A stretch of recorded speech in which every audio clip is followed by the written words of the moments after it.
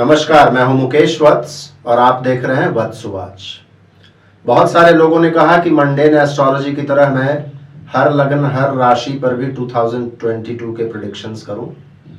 सभी राशि एवं लग्न के मैं अलग अलग वीडियोस बना रहा हूं। उसी क्रम में आज के इस वीडियो में हम सिंह राशि एवं सिंह लग्न वालों के लिए 2022 कैसा रहने वाला है इसकी चर्चा करेंगे। और मैं प्रेडिक्शंस देने से पहले ही हर बार की तरह आप लोगों को बता देना चाहता हूं, मेरे प्रेडिक्शंस को आप लग्न से भी देखें और राशि से भी देखें। दोनों ही बहुत इंपॉर्टेंट है। लग्न भी बहुत इंपॉर्टेंट है और राशि भी बहुत इंपॉर्टेंट है। दोनों में से कोई एक भी चीज को आप छोड़ते हैं तो फिर कंप्लीट पिक्चर आप नहीं देखते। बहुत सारे लोग हमेशा पूछते हैं क्या ये सन साइन से है। सन साइन से मेरे प्रेडिक्शंस का दूर दूर तक कोई लेना देना नहीं है।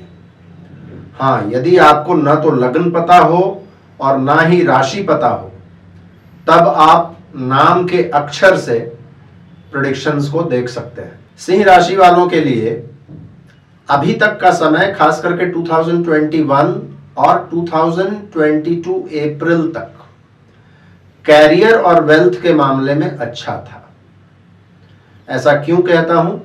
क्योंकि शनि आपके 6th में थे, गुरु आपके 7th में थे और राहु आपके 10th में थे। 10th का राहु आपको कैरियर में एक्सपेंशन दे रहा था। 7th में बैठे हुए जुपिटर आपको बिजनेस में एक्सपेंशन दे रहे थे। 11th पर उनकी दृष्टि लाभ में वृद्धि दे रही थी। लग्न पर दृष्टि गुरु की आपके एनर्जी लेवल्स को बनाई हुई थी। 6th हाउस में शनि का बैठना आपके कंपेटिटर्स पर आपको विजय दिला रहा था। आपका एनर्जी लेवल्स अच्छा था, डिसिसिवनेस थी। ये अप्रैल तक रहेगा, लेकिन अप्रैल के बाद परिस्थितियां सिंह राशि या लग्न वालों के लिए चेंज होगा। क्यों चेंज होगा? क्योंकि शनि आ जाएंगे आपके 7th में, वहां से उनकी दृष्टि लग्न पर होगी, तो एनर्जी लेवल्स में भी कमी आएगी और बिजनेस को भी टेस्ट करेंगे। गुरु 8वें में चले जाएंगे, वहां से उनकी 12वें पे दृष्टि होगी, थोड़े से खर्चे बढ़ जाएंगे। और राहु भी 10th हाउस को छोड़कर 9th हाउस में आ जाएगा। राहु के 9th में आने से क्या होगा? ये विदेशों से संबंध बढ़ा सकता है, विदेशों से संबंधित कोई बिजनेस दे सकता है, कोई ऐसा काम करवा सकता है जो थोड़ा अनयूजुअल हो, सामान्य से हटकर हो, सामान्य मानदंडों से अलग। ऐसा काम 9th में बैठा हुआ राहु करवा सकता है। इसीलिए जब कोई ऐसा काम करेंगे तो थोड़ा सोच समझ कर करेंगे। 9th में राहु के आने का मतलब है वो 10th से आपके कैरियर के हाउस से 12वें में बैठा हुआ है।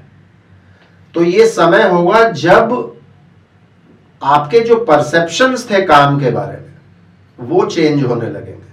आप अपने अथॉरिटीज को क्वेश्चन करने लगिएगा। किसी भी तरीके का अनकंफर्ट वर्क के क्षेत्र में आप बर्दाश्त नहीं कीजिएगा। और राहु के इंपल्सिवनेस में आकर आप काम छोड़ने की प्रवृत्ति भी रख सकते हैं। 9th हाउस में राहु का मतलब बहुत सारे लोग जो एजुकेशन में थे, क्योंकि 9th में बैठकर राहु 5th को भी देखेगा। 9th higher learning, 5th education. Education छोड़ने की जल्दी हो सकती है। कुछ लोगों को मैंने कहा ना, राहु क्वेश्चन मार्क्स खड़े करेगा, तो आपको लगेगा कि पिछले साल जो मैं कर रहा था वो सही नहीं है, अब इसको सुधारा जाए, ये काम अब छोड़ देना चाहिए। तो ऐसी इच्छा जब बलवती हो तो थोड़ा सा ठहर कर सोचिएगा। और मेरी राय तो ये होगी कि जुलाई तक रुकिएगा। जुलाई में शनि जब वापस आपके 6th में चले जाएंगे उसके बाद ये डिसीजन लीजिएगा। वेल्थ के मामले में अप्रैल तक जितने भी सिंह राशि और लग्न वाले लोग हैं उन लोग कंफर्टेबल थे, क्योंकि शनि 6th में बैठकर एक सुरक्षा कवच दे रहे थे आपको, और 7th में बैठकर गुरु एक्सपेंशन दे रहे थे। लेकिन अब गुरु आ जाएंगे 8वें में। गुरु जब 8वें में आएंगे तो एक चीज के लिए अच्छा रहेगा, इन्वेस्टमेंट्स के लिए ठीक रहेगा। लेकिन आपके लिए भी राय यही है, इन्वेस्टमेंट्स लॉन्ग टर्म का कीजिएगा। क्योंकि राहु 9th में बैठकर जब 5th को देगा तो थोड़ा सा स्पेक्युलेटिव टेंडेंसी देगा आपको, तो इस चीज से थोड़ा सा आपको बचना चाहिए। किसी से एडवाइस ले लीजिए, किसी प्रोफेशनल से, किसी मित्र से, फिर इन्वेस्टमेंट कीजिए। इन्वेस्टमेंट में गुरु आपके लिए अच्छा रिजल्ट देंगे, स्पाउस के फाइनेंसेस के लिए भी अच्छा रिजल्ट देंगे, खास करके जुलाई के बाद। तो अप्रैल से जुलाई थोड़ी सी परेशानी महसूस करेंगे, उसके बाद चीजें स्टेबल हो जाएंगी। स्वास्थ्य के मामले में भी सिंह राशि और लगन वाले पिछले वर्ष अच्छा कर रहे थे और इस वर्ष अप्रैल तक भी अच्छा ही करते रहेंगे। क्यों? क्योंकि 6th में सैटर्न बैठे हुए थे और 7th में जुपिटर बैठे हुए थे। आपको सही एडवाइस सही समय पर मिल रहा था, मेडिकेशंस काम कर रहे थे, कोई भी पुराना आउटस्टैंडिंग हेल्थ इश्यूज था उसको आप सॉल्व करने में सक्षम थे। अप्रैल के बाद परिस्थितियां चेंज होंगी जब शनि आ जाएंगे आपके 7th में। शनि के 7th में बैठने का मतलब है कि शनि की दृष्टि आपके लगन पर पड़ेगी और आपके 4th हाउस पर पड़ेगी। तो डोमेस्टिक इश्यूज में भी टेंशन आएगा और लगन पर जब शनि की दृष्टि होगी तो हेल्थ भी थोड़ा सा डाउन होगा। तो अप्रैल से जुलाई तक आपको हेल्थ का ध्यान रखना पड़ेगा। जुलाई के बाद शनि फिर से 6th में आ जाएंगे, फिर से आप ठीक करने लगेंगे। गुरु 8वें में बैठे हैं तो एक और चीज का आपको ध्यान रखना पड़ेगा, गुरु की दृष्टि 2nd पर पड़ेगी। भोजन करने में थोड़ा सा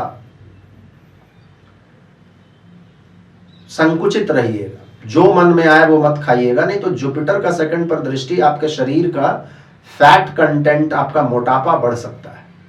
तो इस चीज का हेल्थ में आप ध्यान रख लीजिए। रिलेशनशिप्स के मामले में भी सिंह राशि और लगन वाले पिछले वर्ष तक अच्छा कर रहे थे और वही स्थिति इस वर्ष अप्रैल तक भी रहेगी। गुरु जब 7वें में थे आपके और अप्रैल तक रहेंगे तो वो आपके रिलेशनशिप्स को स्टेबलाइज करने का काम कर रहे थे। आपकी वाणी को अच्छा बनाए हुए थे, आपकी आमदनी भी ठीक थी, तो घर का माहौल बहुत बढ़िया था। अब क्या होगा, गुरु आ जाएंगे आपके 8th हाउस में।